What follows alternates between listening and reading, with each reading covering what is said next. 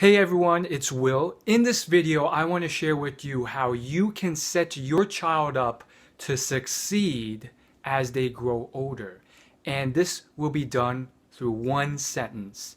That is to hold your child back 1 year.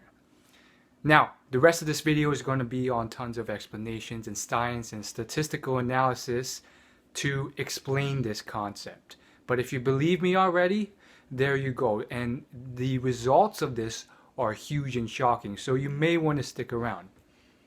So this comes from the book Outliers by Malcolm Gladwell. It is a very well-known book. The author has sold millions of copies of his books, and he's also really known for popularizing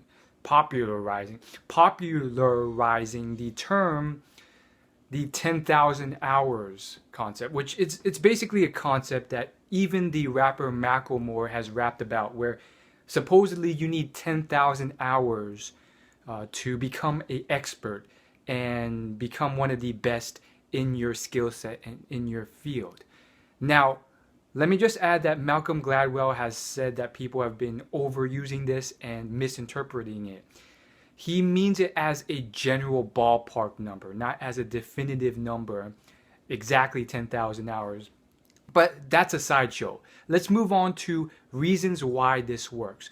Why should you hold your child back a year? So Malcolm Gladwell did extensive amounts of experimentation and statistical analysis, and he found that for people who played hockey, the ones who were the absolute best, the ones who were selected by talent scouts and by professionals and went on to have a successful career, most of them, for some weird reason, was they were pretty much born in January and February. So why exactly did this occur? Well, it was basically because in January and February, that is where the cutoff date was. So the people who were born there, they got an extra year of training while still being categorized in the lower age group. So let's say the cutoff month and date was February 2nd. Those people born in January, they were put into the lower age group. So rather than the 14 to 16-year-old age group, they were put into the 13 and below age group, which gave them an extra year of training to become much better at their skills. Now that extra year, or sometimes extra 6 months, made all the difference. It allowed them to perform at the top of their age group, stand out and shine, which made them the glamorous superstar every time they performed. And therefore, whenever people looked to these people, they were the ones who were chosen for teams, for college, for high school, and so on. Malcolm Gladwell shows that this exact meritocracy structure worked for numerous fields, not just hockey, but for other sports like baseball. He noticed a very significant birth month. He found that a surprisingly large amount of them, to a very significant degree, were born in August, like a majority.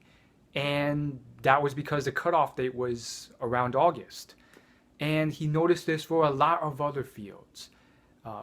And he says this expands beyond just sports. He says that this works for school systems and for many other areas of life.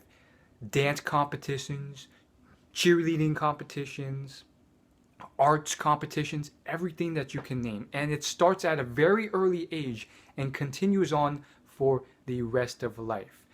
And he used academics as a very clear example of this. They found an 11% underrepresentation of the youngest parts of every age group. Because of how the system is set up, a lot of systems are now moving more and more to a meritocracy setting. Some are already there, where it doesn't matter how rich your parent is or how well you are connected or anything like that. What they are trying to assess is skill and talent. And because of that, they will find you. Even if you're in the most remote parts of a country, they will find you because that skill and talent can bring a lot of results and money for them as well as you.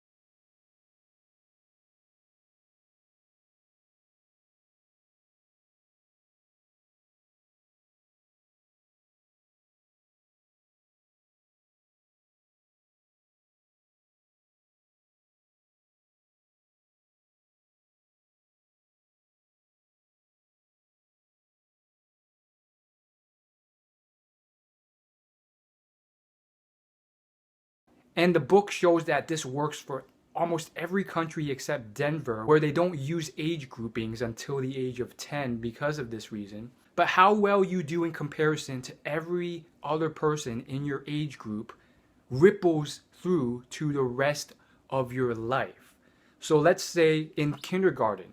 Some children will hold back their children for a full year knowing this fact.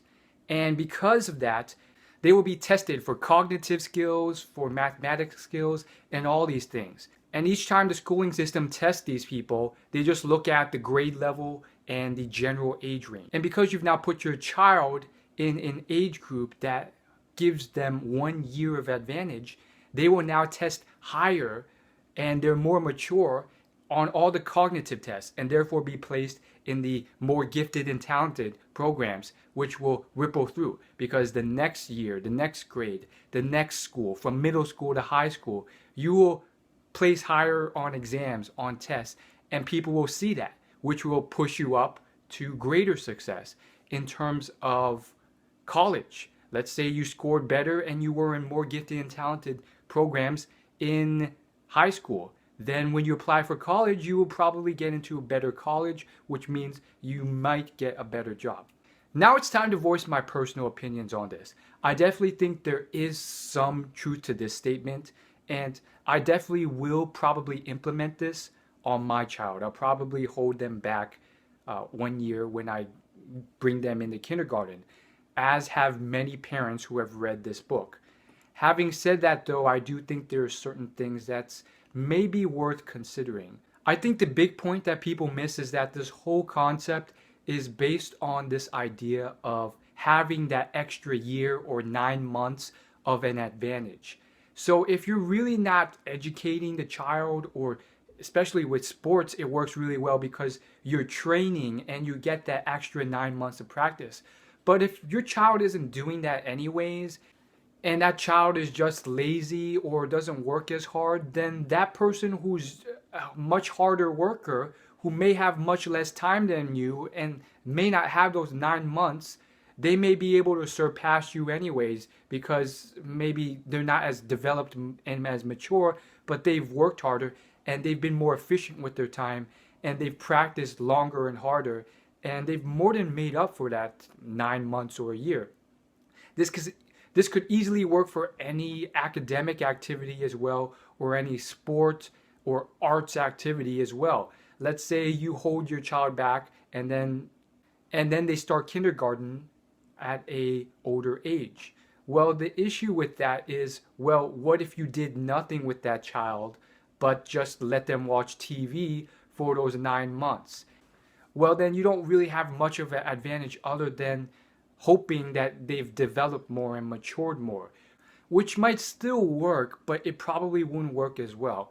And the final thing is that I'm wondering, well, if you compare that to the child who is groomed and just knows how to work hard and has work ethic. I mean, I've seen tons of successful people shoot past people who weren't as efficient with their time, who didn't work as hard because they were consistent with it for many years. And it may have taken many years for them to catch up, but very quickly, but over time, they went way past the guy who may have had that 1 year advantage because they practiced longer and harder and they didn't slack off as much. And every 30 minutes, they didn't take a 20-minute or 5-minute snack break or whatever else. So I definitely think it's still useful, which is why I definitely think I'll still implement this on my child. One of the big reasons is because, yes, the maturity and cognitive aspect, I think it still definitely helps and allows your child to succeed. Having said that, though, I definitely think instilling that level of work ethic and finding ways to get that child to be interested and work hard at their activity is also very important. And I think the best way of doing that is not to force them to do something they're not passionate about, but find something that they're interested in and also groom them to work hard. I mean, as a parent, you can only wish for the best. You cannot control your child and completely control their levels of success and their results. In fact, if you look at some of the most successful people on earth, a lot of it was through their own internal motivation. Because they didn't have certain resources, that's what made them self-made and successful. Finally, the last and also very important thing is that if you look at the statistics, as Malcolm Gladwell shows in detail, the numbers do not lie. An increasingly large amount of professional hockey players and athletes and high-performing students, they all were born in a specific month. So that kind of somewhat disproves my whole theory because it kind of shows that, hey, despite it just being that small advantage, it has somehow rippled throughout their entire lives all the way to adulthood to their professional career. Now, do I think this is the only thing? Absolutely not. I do think that there's talent and skill and all sorts of other stuff involved. But when you add all those things together, apparently an extra bit of edge definitely seems to have a huge added effect on it. So if you would like more videos like these where you can dramatically improve your own levels of success and other people's in business or just in terms of your own well-being and success in life, go ahead and subscribe to my channel. If you want my best stuff, of course, you can go to my blog and sign up for my email newsletter. And that's completely free. And of course, if you want more videos from me, right now, I've released hundreds, but you can check out the next one by clicking right here. You'll see that little eye. You can click that little eye, and from there, you can just check out some more videos by me. Thanks for watching, and of course, I'll see you next week. We do videos every Thursday.